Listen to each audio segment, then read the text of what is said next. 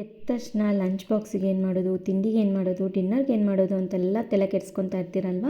ಕಡಿಮೆ ತರಕಾರಿಯಲ್ಲಿ ಅಲಸಂದೆ ಕಾಳನ್ನು ಯೂಸ್ ಮಾಡ್ಕೊಂಡು ಇವತ್ತು ನಾವು ಅಲಸಂದೆ ಕಾಳು ಸಾರು ಅಥವಾ ಗ್ರೇವಿ ಮಾಡ್ಕೊಳೋದು ಹೇಗೆ ಅಂತ ನೋಡೋಣ. ಇದನ್ನು ಲಂಚ್ ಬಾಕ್ಸಿಗೆ ಆಗಿರ್ಬೋದು, ಡಿನ್ನರು, ಬ್ರೇಕ್ಫಾಸ್ಟ್ ಎಲ್ಲದಕ್ಕೂ ಸಹ ಆರಾಮಾಗಿ ಯೂಸ್ ಮಾಡ್ಕೋಬೋದು. ಇದನ್ನು ಚಪಾತಿ, ರೊಟ್ಟಿ, ಮುದ್ದೆ ಎಲ್ಲದ್ರ ಜೊತೆಲೂ ಸಹ ಬೆಸ್ಟ್ ಕಾಂಬಿನೇಷನ್ ಅಂತಲೇ ಹೇಳ್ಬೋದು.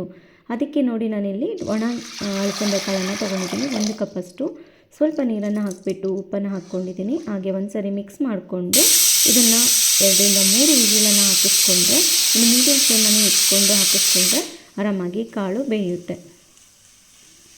ಒಂದು 3 ವಿಜಿಲನ್ನು ಹಾಕಿಸ್ಕೋಬೇಕಾಗುತ್ತೆ ಒಣ ಕಾಳಾಗಿರೋದ್ರಿಂದ.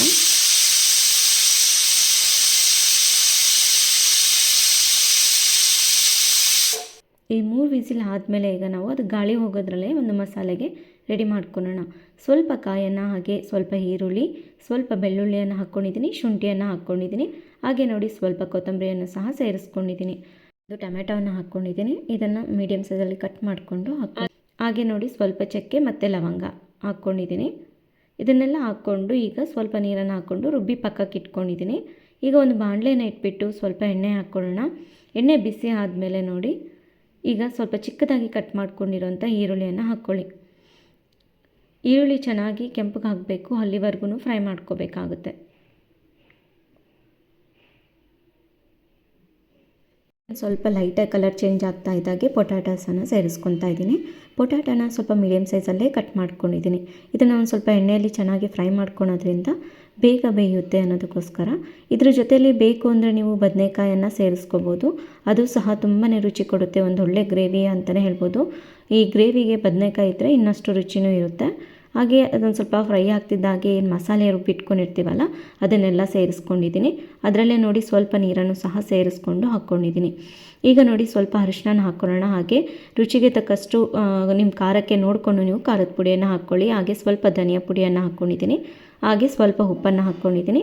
ಕಾಳುಗಳನ್ನು ಬೇಯಿಸುವಾಗ ನಾವು ಉಪ್ಪು ಹಾಕ್ಕೊಂಡಿರೋದ್ರಿಂದ ಇವಾಗ ಸ್ವಲ್ಪ ಉಪ್ಪನ್ನು ಹಾಕ್ಕೊಂಡಿದ್ದೀನಿ. ಹಾಗೆ ಅದೆಲ್ಲ ಮಿಕ್ಸ್ ಮಾಡ್ಕೊಂಡಾದಮೇಲೆ ಈ ಕಾಳುಗಳನ್ನೇನು ಬೇಯಿಸ್ಕೊಂಡಿರ್ತೀವಲ್ಲ ಅದು ನೀರಿನ ಸಮೇತನೇ ನಾನು ಹಾಕ್ಕೊಳ್ತಾ ಇದ್ದೀನಿ. ಹಾಕ್ಕೊಂಡ್ಬಿಟ್ಟು ಒಂದು ಸರಿ ನೀಟಾಗಿ ಮಿಕ್ಸ್ ಮಾಡ್ಕೊಳ್ಳೋಣ. ಈ ಮಸಾಲೆ ಜೊತೆ ಆ ಕಾಳುಗಳೆಲ್ಲ ಚೆನ್ನಾಗಿ ಹೊಂದ್ಕೊಂಡು ಒಂದೊಳ್ಳೆ ಘಮ ಬರಬೇಕು. ಅಲ್ಲಿವರೆಗೂ 1-2 ಕುದಿ ಬರೋವರೆಗೂ ಚೆನ್ನಾಗಿ ಕುದಿಸ್ಕೋಬೇಕಾಗುತ್ತೆ. ಹಾಗಾಗಿ ನಾವಿಲ್ಲಿ ಕ್ಯಾಪನ್ನು ಕ್ಲೋಸ್ ಮಾಡ್ಕೋಬೇಕಾಗುತ್ತೆ. ಕ್ಯಾಪನ್ನು ಕ್ಲೋಸ್ ಮಾಡಿಕೊಂಡು ಒಂದು 5 ನಿಮಿಷ ಮೀಡಿಯಮ್ ಫ್ಲೇಮಲ್ಲೇ ಕುದಿಸ್ಕೊಂಡಿದ್ದೀನಿ. ನೋಡಿ ಈ ರೀತಿಯಾಗಿ ಕುದೀತಾ ಇದೆ. ಇವಾಗ ಸ್ವಲ್ಪ ಕೊತ್ತಂಬರಿಯನ್ನು ಹಾಕ್ಕೊಂಡ್ರೆ ಅಲಸಂದೆ ಕಾಳು ಸಾರು ರೆಡಿ ಆದಾಗೆ.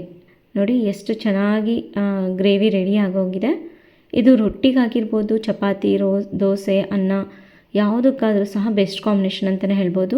ತುಂಬ ಟೈಮ್ ಹಿಡಿಯೋದಿಲ್ಲ, ಕೆಲಸ ಮಾಡ್ಕೊತಾನೆ ನಾವು ಇದನ್ನು ಆರಾಮಾಗಿ ರೆಡಿ ಮಾಡ್ಕೊಂಬಿಡ್ಬೋದು. ತುಂಬ ಕ್ವಿಕ್ಕಾಗಿ ಆಗೋಂಥ ಒಂದು ರೆಸಿಪಿ ಅಂತಲೇ ಹೇಳ್ಬೋದು. ಬೆಳಗ್ಗೆ ಕೆಲ್ಸಕ್ಕೆ ಹೋಗೋ ಟೈಮಲ್ಲಿ ಗಡಿಬಿಡಿಯಲ್ಲಿ ಮಕ್ಕಳಿಗಾಗಿರ್ಬೋದು, ದೊಡ್ಡವ್ರಿಗಾಗಿರ್ಬೋದು ಆರಾಮಾಗಿ ಈಸಿ ಕ್ವಿಕ್ ಆ್ಯಂಡ್ ಮಾಡ್ಕೊಳ್ಳೋಂಥ ಒಂದು ರೆಸಿಪಿ. ಈ ವಿಡಿಯೋ ಇಷ್ಟ ಆಗಿದ್ದರೆ ಪ್ಲೀಸ್ ಲೈಕ್ ಮಾಡೋದನ್ನು ಮರಿಬೇಡಿ. ಲೈಕ್ ಮಾಡಿ, ಶೇರ್ ಮಾಡಿ. ಸಬ್ಸ್ಕ್ರೈಬ್ ಆಗದೆ ನೋಡ್ತಾ ಇದ್ದರೆ ಸಬ್ಸ್ಕ್ರೈಬ್ ಆಗಿ. ಮತ್ತೊಂದು ಒಳ್ಳೆ ವಿಡಿಯೋ ಜೊತೆಗೆ ಭೇಟಿಯಾಗೋಣ. ಧನ್ಯವಾದಗಳು.